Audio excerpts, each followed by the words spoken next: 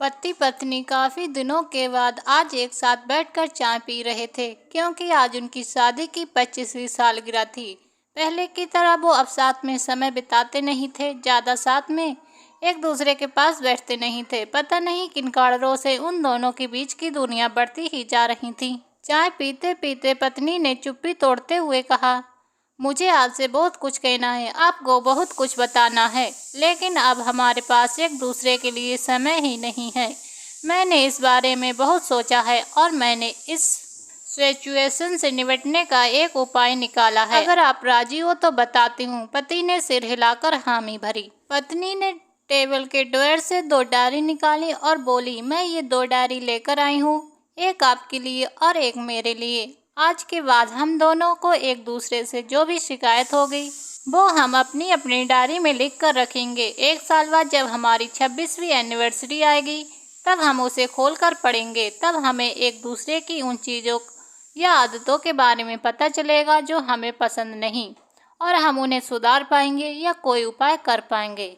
पति को भी पत्नी का आइडिया पसंद आया और उसी दिन से डायरी में लिखना शुरू हो गया। देखते ही देखते 1 साल बीत गया और 26वीं एनिवर्सरी का दिन भी आ गया। पति पत्नी दोनों ही डाइनिंग टेबल पर बैठकर चाय पी रहे थे और पास में दोनों की अपनी अपनी डायरी रखी हुई थी, जो उन्होंने एक दूसरे के साथ बदल दी। चाय खत्म करके पहले पति ने पत्नी की डायरी पढ़ना शुरू की। उस डायरी में काफी सारी शिकायतें थीं, जैसे कि आज होटल में ले जाने के लिए वादा किया था लेकिन फिर भी नहीं ले गए।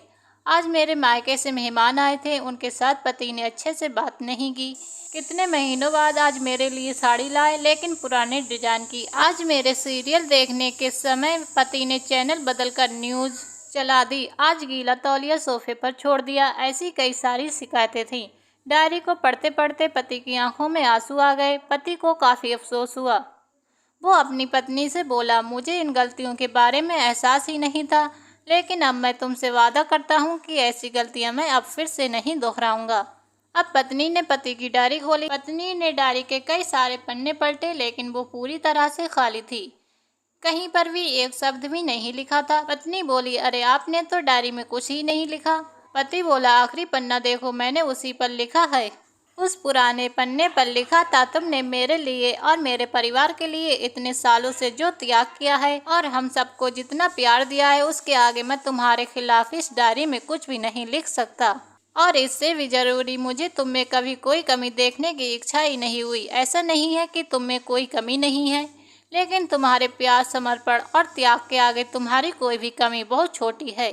मेरी अनगिनत गलतियों को नज़रअंदाज करके तुमने इस कठिन जीवन में मेरे साय की तरह साथ दिया है और हमेशा मेरे साथ खड़ी रही। तुम ही बताओ, कोई अपने ही साय में दोष निकाले तो निकाले कैसे। अब पत्नी की आंखें नम थीं। पत्नी ने पति के हाथों में से अपनी शिकायतों की डायरी ले ली और उसे जला दिया।